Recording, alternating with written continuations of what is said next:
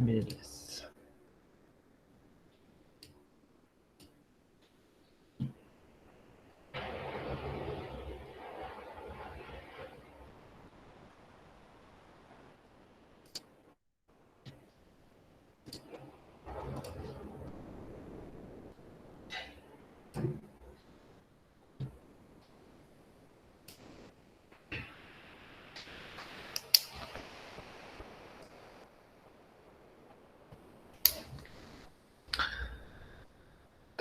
Então bora lá.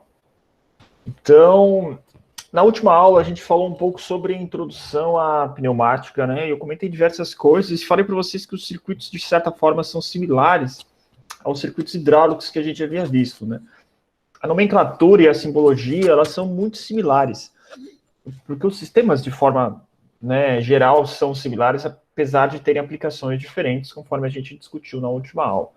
A gente falou um pouquinho também sobre as nossas bombas pneumáticas.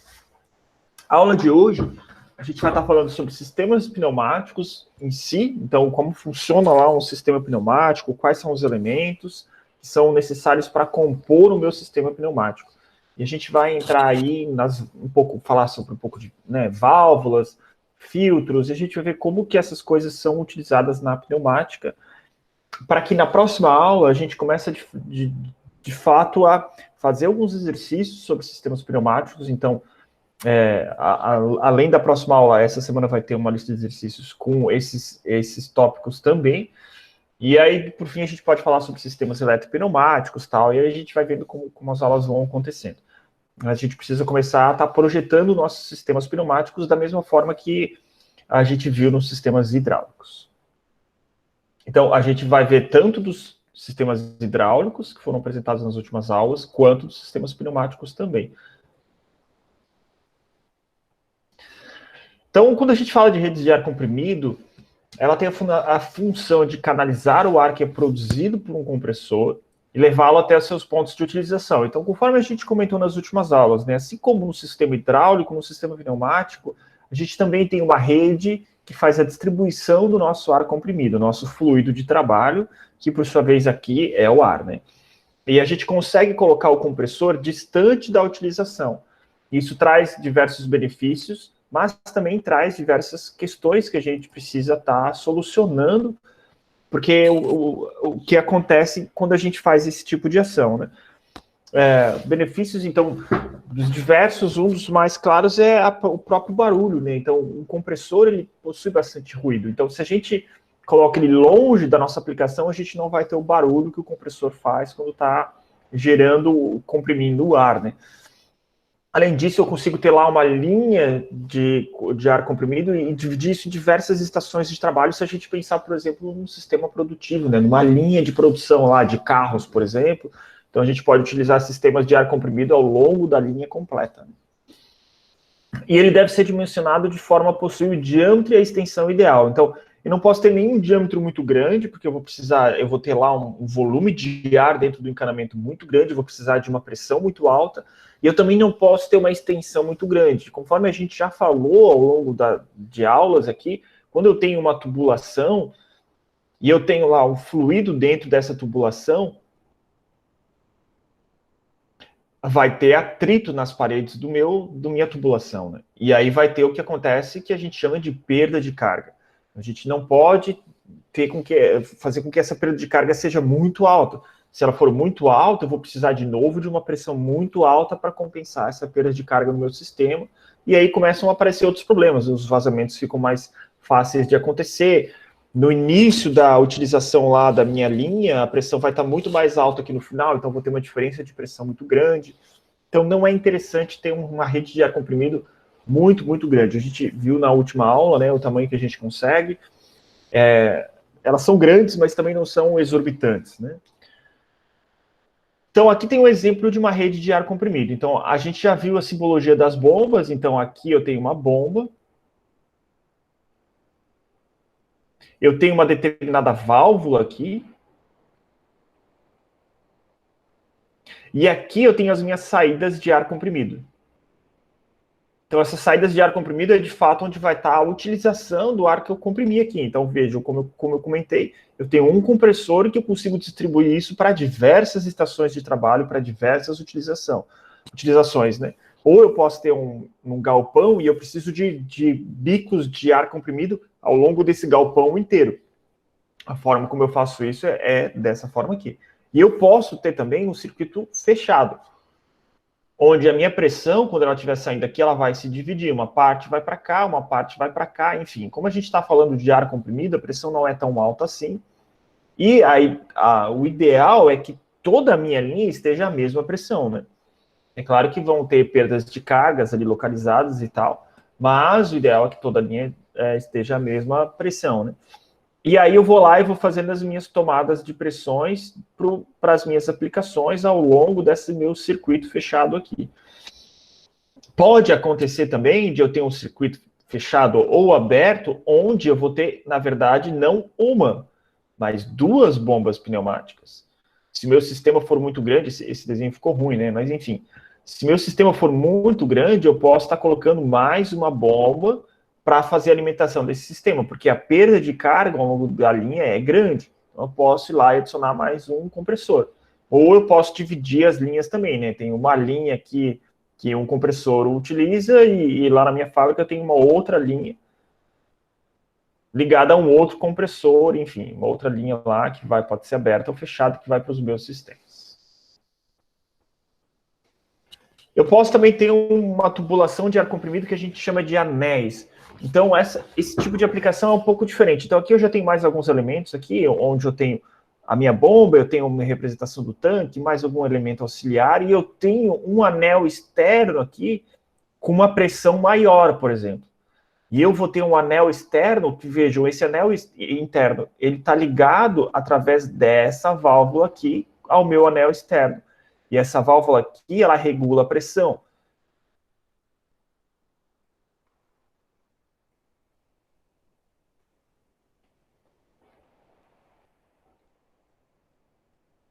Então, eu consigo ter uma pressão maior no meu anel externo. Então, a gente pode... Claro que aqui está mostrando um quadrado, né? Mas eu posso pensar nisso como uma coisa muito grande, né? E eu vou ter diversos anéis internos, onde eu vou ter diversas aplicações aqui, cuja minha pressão é menor do que a pressão do anel externo, que está fazendo com que meu ar comprimido chegue em todas as partes da minha fábrica, né? Claro, eu tenho algumas válvulas aqui de alívio, talvez pode ser até mesmo válvulas de segurança, mas eu posso ter esse tipo de layout no meu chão de fábrica também. E é interessante que eu consigo regular a pressão desse anel aqui de forma completa e eu ainda consigo ter reguladores de pressão individuais em cada um dos meus postos de trabalho. Então, eu consigo fazer o ajuste fino dessa pressão através de reguladores de pressão, e aqui eu posso ter filtros, como a gente vai ver nessa aula de hoje. Aqui tem um outro exemplo da tubulação de ar comprimido, onde a gente coloca drenos intermediários, né? Então, esses drenos são utilizados para que a gente faça aqui o escape de água ou o escape de óleo também. Então, eu posso ter óleos e água circulando na minha tubulação. Muitas vezes eu não tenho um filtro adequado, um dreno adequado no início da minha tubulação, e ao longo, né, do meu sistema vai aparecendo pontos onde a água começa a acumular. E há necessidade, então, de estar sendo colocado drenos para fazer a purga da minha linha. Existe uma outra forma de evitar... Aqui, claro que isso aqui é um dreno, então o objetivo é que a água seja encaminhada para esse dreno e depois eu faça a purga desse dreno através dessa válvula aqui. Posso fazer isso lá no meu compressor também. Mas se eu tivesse uma aplicação nessa linha aqui, uma outra forma de eu fazer é eu puxar a minha linha para a aplicação por cima da minha tubulação principal. Então eu faço com que o ar ele tenha que subir para chegar na minha aplicação. E isso faz com que a água fique aqui embaixo. Então eu não vou puxar água e não vou jogar água lá para o meu equipamento. Provavelmente eu vou danificar o meu equipamento se eu estiver jogando água nele, né? Então, eu trabalhei na universidade no laboratório de metrologia, cujas máquinas de medição por coordenadas, elas eram utilizadas com forma pneumáticas, né, com lá sistemas pneumáticos. A gente já teve diversos problemas lá com a água presente na nossa tubulação. E ainda pior que a nossa tubulação era de aço carbono. Então, ao longo do tempo, essa tubulação foi se corroendo e foi sujando E a gente tinha que colocar diversos filtros aqui intermediários antes da utilização do nosso equipamento, para que a gente não danificasse o equipamento com a presença lá de metal em forma de pó ali dentro, enfim. Então, há a necessidade de a gente colocar esses tipos de dreno para a gente, de fato, ter aqui um sistema de precaução para que a gente não estrague lá o meu sistema que está sendo aplicado. Se a gente pensar em aplicação em furadeiras, etc., são tudo pequenas engrenagens ali dentro que qualquer sujeira pode vir a danificar o meu sistema. Então, aqui eu tenho um exemplo de uma rede de ar comprimido, e uma rede de ar comprimido muito grande, essa daqui. Então, eu tenho diversos elementos que vão estar compondo essa rede de ar comprimido. Então, note, a minha própria entrada de ar aqui, ela vem por um cano superior, para tentar evitar que caia água aqui no meu sistema. Todos os meus sistemas, aqui são as nossas aplicações, né? Então, aqui está a utilização do ar comprimido. Então, note, aqui o meu encanamento também sobe. Aqui o meu encanamento também está subindo. Tudo isso para evitar que a água entre na minha aplicação lá, no meu sistema que eu estou utilizando. E nesse sistema aqui eu tenho tanques intermediários que vão estar armazenando ar comprimido também. Então, isso aqui é um sistema industrial muito robusto, né? Eu nunca cheguei a ver um sistema industrial desse tipo na prática com tanques intermediários na linha, né? Mas pode ser utilizados. Eles podem ser utilizados. E são utilizados porque, imagine se isso aqui for um sistema produtivo, onde são furadeiras, por exemplo, que são ligadas aqui. Se em um determinado momento a gente pega lá, mesmo que for uma fração de segundo, que todas as furadeiras estão ligadas ao mesmo tempo, vai ter uma queda de pressão muito grande na minha linha. E esses tanques intermediários evitam que isso aconteça. Então, eu tenho pressão aqui dentro, tem bastante gás, bastante ar aqui dentro contido, e eu posso estar utilizando esse ar quando eu preciso no meu sistema pneumático. Então, eu tenho aqui alguns elementos representados. Então, tenho lá um compressor. O meu compressor, por sua vez, quando está fazendo a compressão do gás, ele vai tender a gerar calor nesse processo. Então, eu vou precisar de um sistema de refrigeração desse ar, porque esse ar quente ele pode danificar algum equipamento ou mesmo causar algum ferimento em alguma pessoa, né? Se eu tiver com um ar muito quente. Então, eu vou colocar lá. É claro que aqui, de novo, né? Falando em um sistema muito robusto, um sistema muito completo, né? Nem sempre é assim, né, infelizmente. São sistemas muito caros, né? Então, eu vou ter um resfriador lá que vai fazer a troca de calor para resfriar esse ar.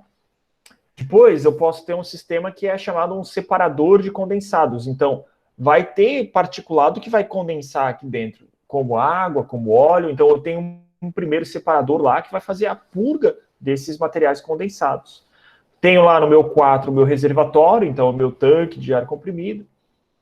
Aqui no 5, por exemplo, um purgador automático. Então, aqui nesse tanque também vai acumular água ao longo do tempo. Essa água tem que ser purgada de tempos em tempos. E esse aqui é um sistema automático. 6, 7, 8, 6, 9, 10 e 11. Então, aqui são alguns exemplos de filtros na minha linha. Então, esses filtros vão tirar essa sujeira também. E eu tenho lá, no 7, por exemplo, secador, enfim, diversos componentes que formam o meu sistema de ar comprimido. Eu posso ter, como eu falei, também filtros lá na minha própria linha, lá na aplicação, né, para evitar que sujeira, evitar que água e poeira e outras coisas vão entrar lá. Assim como eu posso ter filtro na entrada do meu compressor. Então, note, existe uma preocupação muito grande em ter um ar de qualidade para a nossa aplicação. Então, evitar que esse ar esteja sujo, justamente porque isso vai aumentar os meus custos de operação. Então, o reservatório. Para que serve o nosso reservatório de ar comprimido? Então, ele serve para fazer uma estabilização das redes de ar comprimido. Ele vai eliminar as minhas oscilações aqui, principalmente de pressão, mas também de vazão. Então, se eu tivesse meu compressor ligado direto na minha utilização, eu vou ter, quando o meu compressor ele funciona ligando e desligando, né, para economizar energia. Assim como um compressor de geladeira também funciona ligando e desligando para economizar energia. Então, é o meu reservatório que fica cheio de ar e evita que essas oscilações aconteçam. Eu vou ter lá uma garantia de reserva, então, como eu falei, mesmo utilizando tanques intermediários, eu preciso ter essa reserva com esses tanques, porque eu posso estar precisando de uma grande vazão de ar comprimido e eu preciso ter certeza de que o meu sistema vai conseguir suportar essa grande vazão. O reservatório ele também tem ali uma certa função de refrigerar o ar por conta da sua grande superfície. Então, quando a gente vê a aplicação desses sistemas em que eu não tenho necessariamente um trocador de calor lá para estar resfriando o ar, o próprio tanque vem ali, eventualmente, estar fazendo com que haja uma perda de calor para o meio ambiente do que foi gerado ao comprimir o ar. E vai separar parte da umidade contida no ar por condensação. Então, vai condensar dentro do tanque, no reservatório, e eu vou fazer a purga ali, sendo ela manual ou automática, nesse tanque. Então, aqui tem a simbologia. Então, a simbologia do meu tanque é essa daqui. Quando a gente for utilizar para projetar nossos sistemas, vai ser essa. Aqui tem uma representação de um tanque real. Então, note, esse tanque aqui, eu não tenho um compressor aqui acoplado nele. Então, meu compressor aqui é um sistema à parte desse tanque. E aqui um outro desenho para a gente estar visualizando um pouco melhor. Então, existe válvulas aqui de fazer a regulação da pressão. Posso ter uma válvula de alívio de pressão. E aqui embaixo está mostrando o meu sistema de purga aqui, ó. E uma válvulazinha que eu abro para fazer a saída dessa sujeira que vai se acumulando aqui no fundo do meu tanque. E, de novo, quando eu trabalhei lá na UDESC, eu era responsável lá por garantir que os sistemas de ar comprimido estivessem funcionando bem no laboratório de metrologia.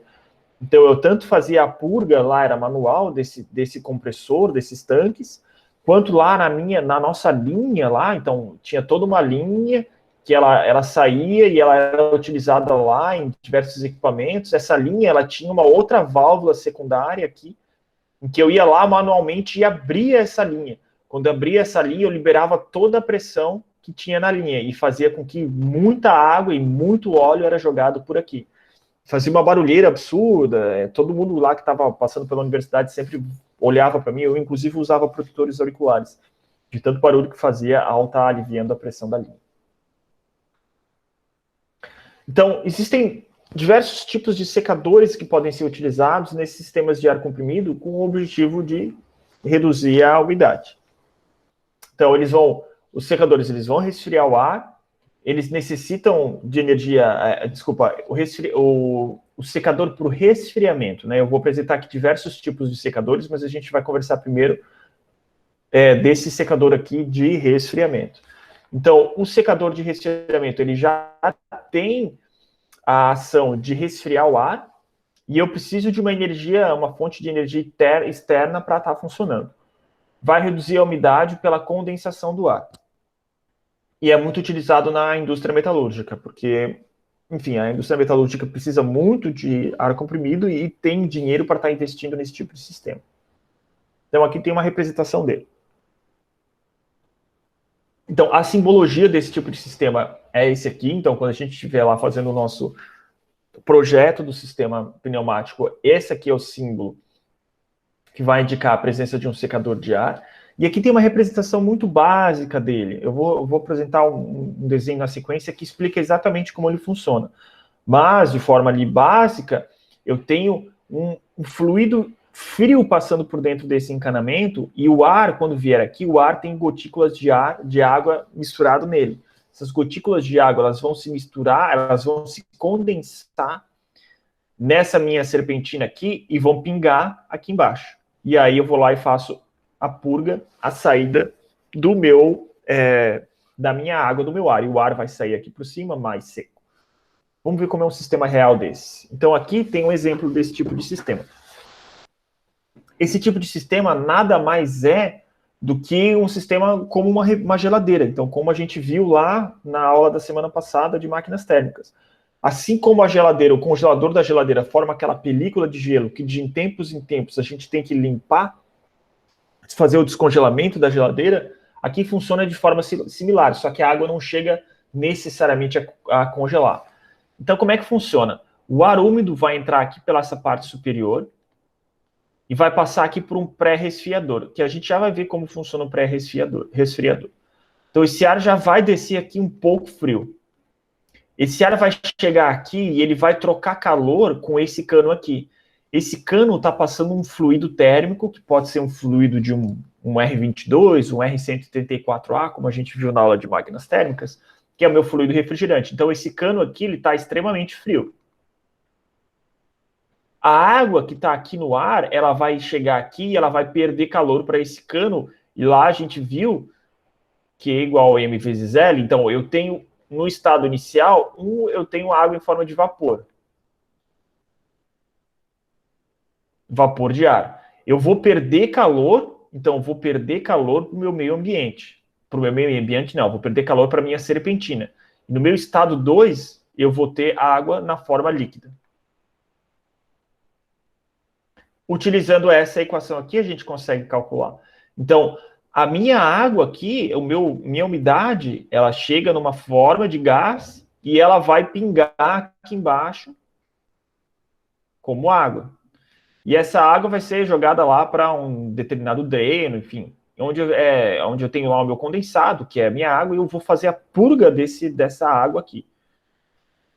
Por sua vez, o ar agora está seco, está livre de partículas de gás, então de vapor de água. Ele vai passar por essa tubulação e é esse gás frio que vai alimentar o meu pré-resfriador. E aí eu tenho a minha saída de ar seco aqui para cima, que é onde eu vou estar utilizando esse ar nos meus sistemas. Então é assim que eu faço com um secador por resfriamento para estar tirando a umidade do ar. E aí ele já vai sair frio também. Alguém não entendeu? Aqui eu tenho um sistema aqui como se fosse uma geladeira, né? Então aqui é como se fosse o evaporador da geladeira e aqui é o condensador da geladeira. Então aqui, note, até está mostrando aqui um motor elétrico. Nesse caso a geladeira não tem isso, né? Mas é como se fosse um ar-condicionado, vamos colocar assim. E o ar-condicionado tem aquele ventilador externo lá. E esse aqui é mostrando aquele compressor, como se fosse o compressor da geladeira. E eu tenho lá a minha válvula de expansão, eu tenho todos os sistemas de um resfriador, de um ar-condicionado. E funciona exatamente como... essa é a melhor analogia de todas, né? Como um ar-condicionado, né? Então, o ar-condicionado também pinga água lá que condensa, né? Tanto que a gente tem que botar um dreno. Funciona de forma muito similar. O ar-condicionado também seca o ar dentro de uma sala. Gente, todo mundo entendeu? Alguém ficou com dúvida? Beleza. Posso utilizar um outro tipo de secador, que é um secador por absorção. Então, utilizo um processo químico para estar fazendo a secagem do ar. Então, absorção aqui. E não, dessa forma, eu não necessito de energia externa. Instalação e manutenção são extremamente simples. E eu utilizo ali, geralmente, um cloreto de cálcio como material para estar fazendo a absorção da umidade. Então, o ar úmido vai entrar por baixo. Eu vou ter aqui cloreto de cálcio, que vai fazer a absorção da umidade. Essa umidade vai condensar e ela vai cair aqui num purgador. Então, eu vou ter a saída de ar seco aqui em cima. Então, diferentes utilizações, diferentes propósitos vão pedir diferentes utilizações. Então, se eu tiver lá um sistema que é colocado num lugar que é difícil chegar a eletricidade, onde eu não consigo fazer manutenção tão simples,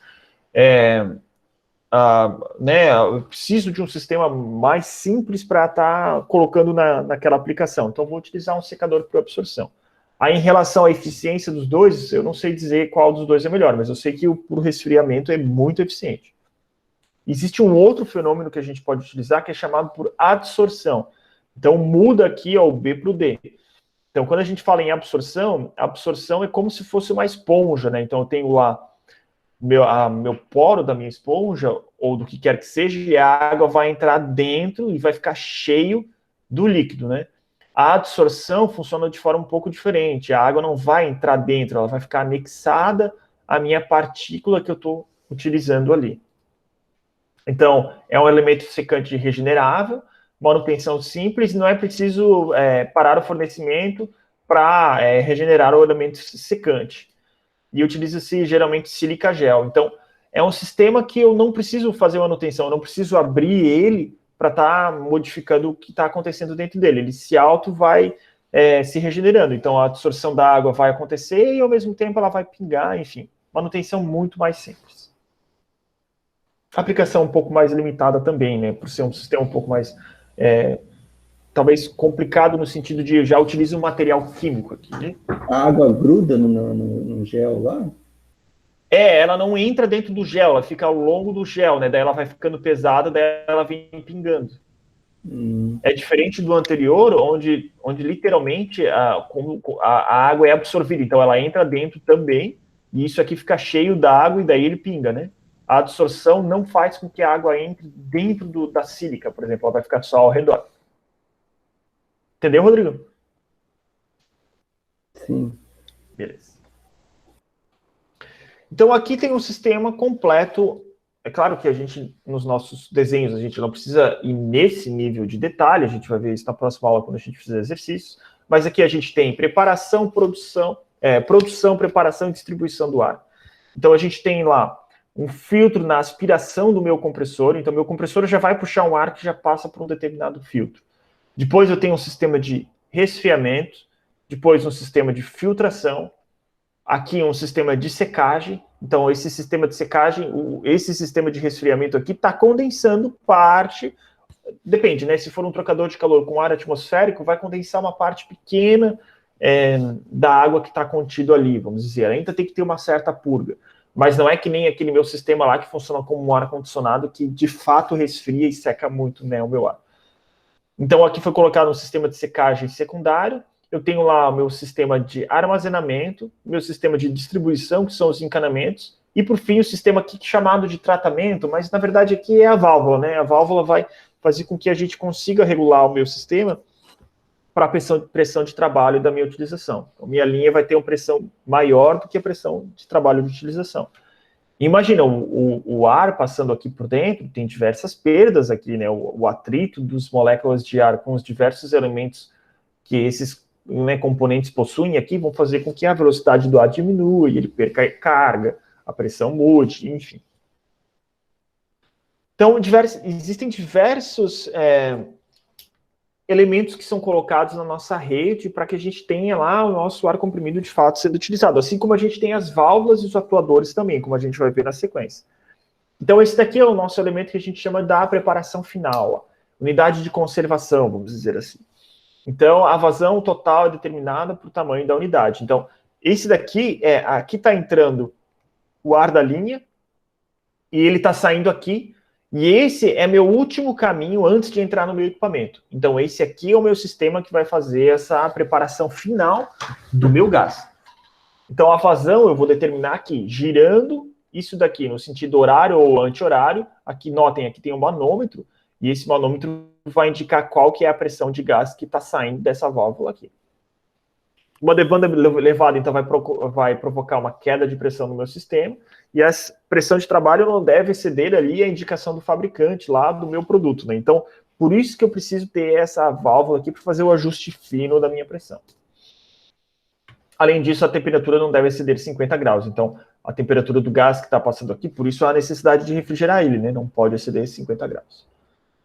Então, aqui tem uma parte aqui, a simbologia simplificada dessa preparação final. A gente geralmente vai utilizar ela, se for necessário, né? Mas a gente vai trabalhar mais com atuadores. Aqui a gente está vendo uma utilização um pouco diferente.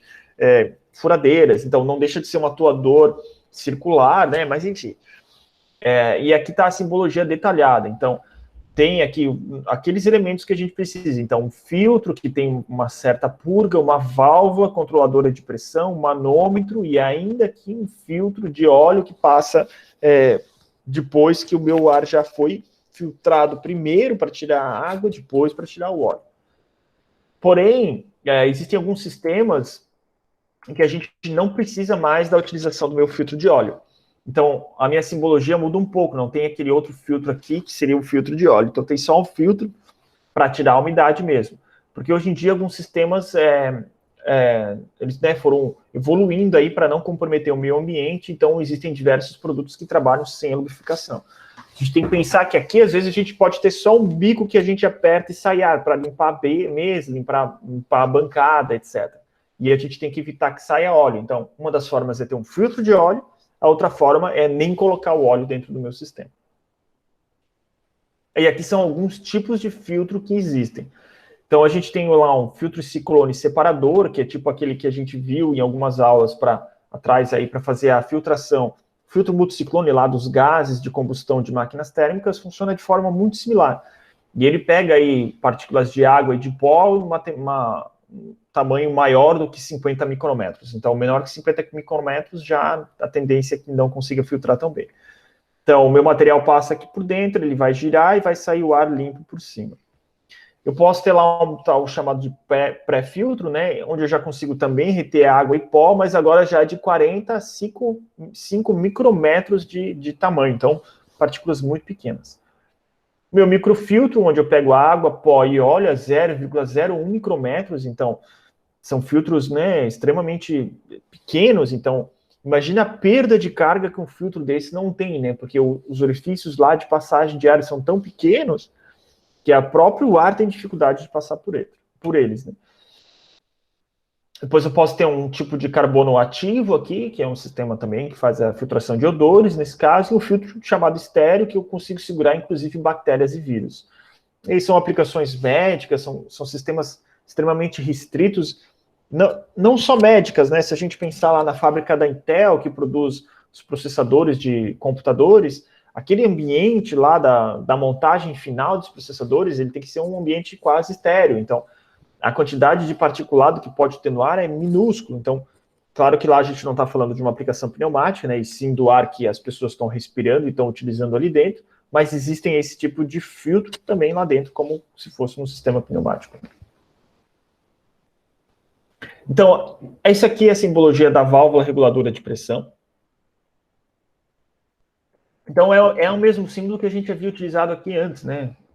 Ou, pelo menos, similar. Ele está virado aqui, né? Mas não deixa de ser o mesmo símbolo. Então, ele aqui tem uma mola com um tracinho que indica que eu consigo regular a pressão, tem um manômetro que indica que eu consigo ver qual que é a pressão, e aqui tem a caixinha que mostra, a seta que mostra a passagem do ar, né? E ele é pilotado ali, enfim, por a própria pressão do meu sistema. A gente não precisa entrar muito em detalhes nisso, mas eu consigo fazer regulagem com esse manômetro aqui de cima.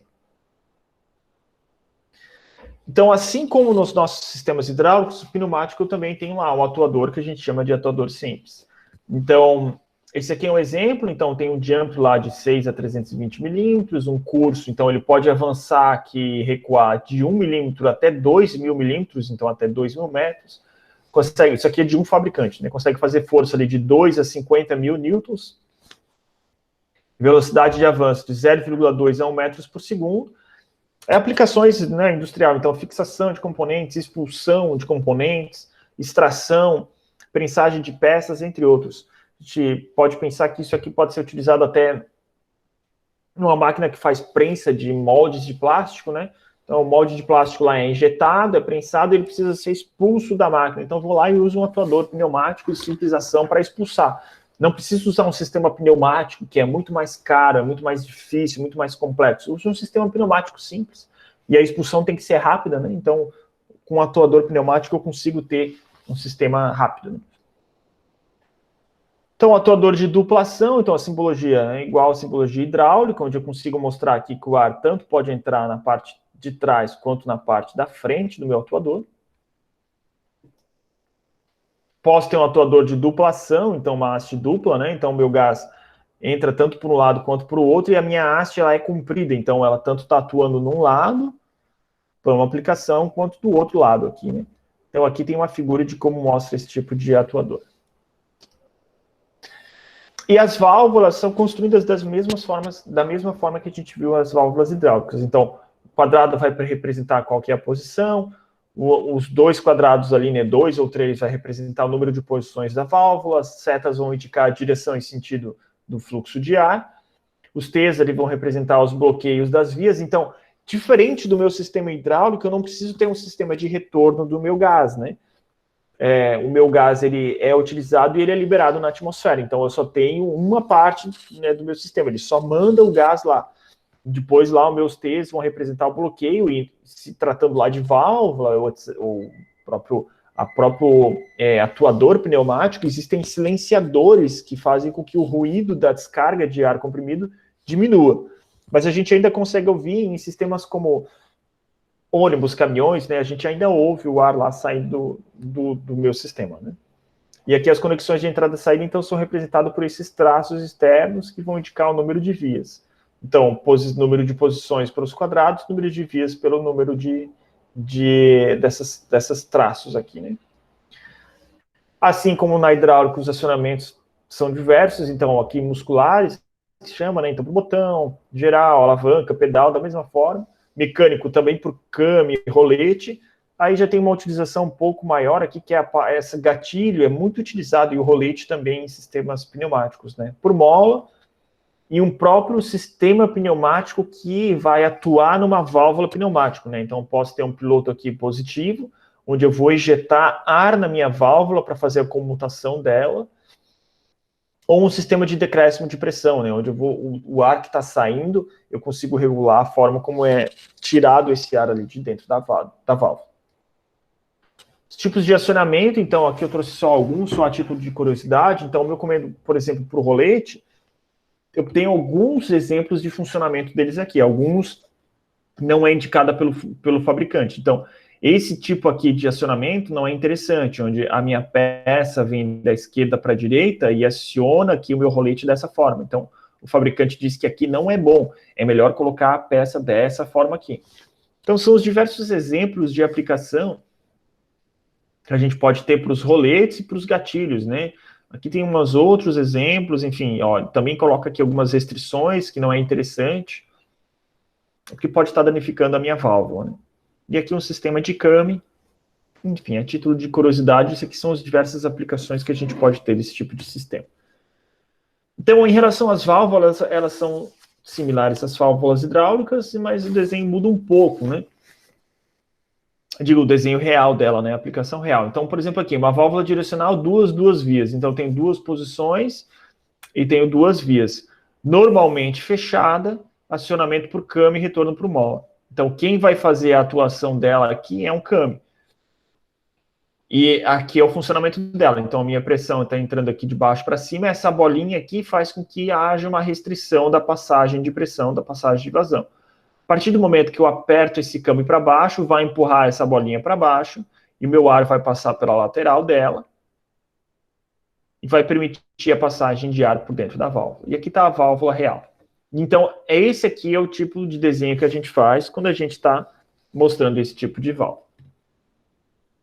Válvula direcional 3, duas vias. Então, eu tenho 3 vias e tenho 2 posições. Normalmente aberta, acionado por câmbio e retorno por mola. Então, da mesma forma, normalmente a minha válvula está aberta. Então, eu tenho o ar comprimido entrando por aqui, saindo por cima.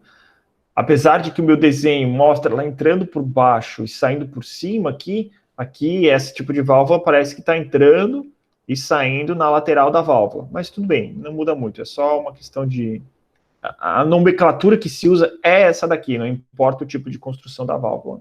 Então, normalmente aberta, quando a gente faz o acionamento da válvula, ela fecha, então meu ar vai entrar por aqui e não vai passar mais pela válvula.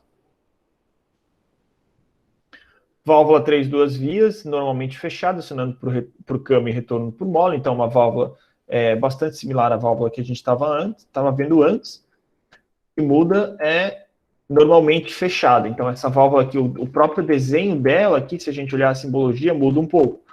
Então, antes nós tínhamos uma válvula em que o ar estava entrando aqui, por essa seta vermelha aqui, e ele está passando direto. Então, normalmente aberta. Essa aqui não, meu ar está entrando aqui por esse lado aqui, e ele não está saindo por cima, porque minha válvula está normalmente fechada.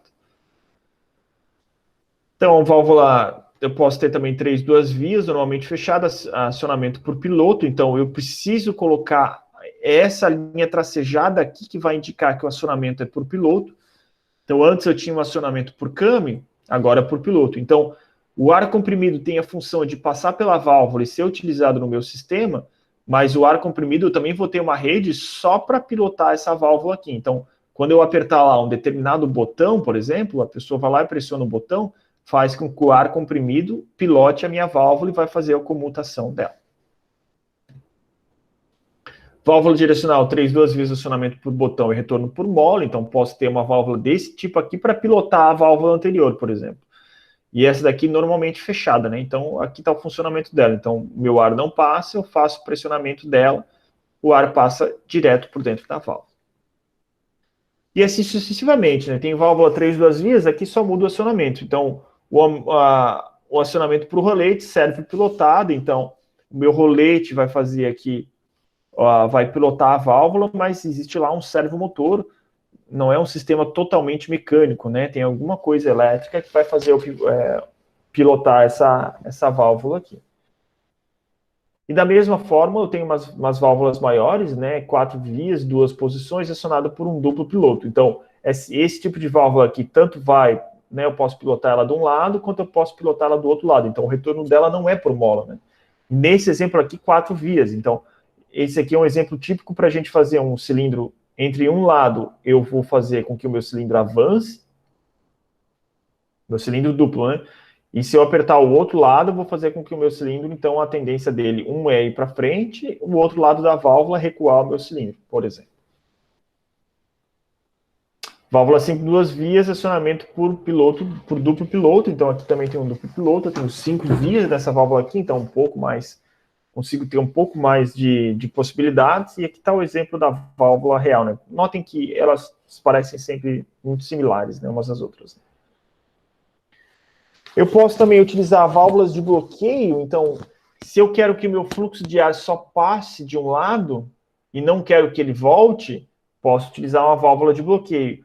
Então, posso utilizar um sistema desse daqui se eu fizer um sistema fechado, enfim, que eu tenho lá os meus encanamentos, eles se cruzam, mas eu só quero que o meu fluxo de ar vá para um determinado lado do meu encanamento. Então, vou usar uma válvula dessa aqui de retenção. E aqui está o exemplo, né? Da direita para a esquerda aqui ela não passa, e da esquerda para a direita o meu fluxo passa. Válvula de bloqueio alternadora, então eu posso ter uma válvula né? Uma válvula que ou o meu fluxo vai passar por um lado, ou né, ele vai vir por um lado, ou ele vai vir por um outro lado, né? Então, se eu colocar ar aqui, então o meu fluxo vai vir por esse sentido aqui, e não vai vir aqui para esse lado esquerdo da válvula. Já se eu colocar por esse lado, meu fluxo vai vir aqui, ele sempre vai para cima. Ou ele vai vir de um lado, ou vai vir do outro, né? Então, funcionamento simples, né? É uma bolinha lá dentro, que o meu ar ou empurra ela para um lado, ou puxa ela para o outro. E eu posso ter uma válvula reguladora de fluxo também. Então, como a gente havia visto antes, né? Aqui bidimensional, então eu regulo o fluxo tanto da esquerda para a direita, quanto da direita para a esquerda. Então, posso ter esse tipo de válvula aqui, onde manualmente eu vou lá e mexo e faço a regulagem dela. A simbologia dela está aqui. É uma peça cônica, né? Que faz o estrangulamento aqui da passagem de ar, né? Então, se eu fechar mais, passa menos ar, né? E posso ter uma válvula reguladora de fluxo, mas dessa vez aqui unidimensional. Então, ela permite que o ar vai de um lado, aqui nos casos da esquerda para a direita, porém, ela não permite, ela faz com que passe, o meu ar vindo da esquerda para a direita vai necessariamente passar pela minha válvula, e eu vou fazer a regulagem do fluxo passando.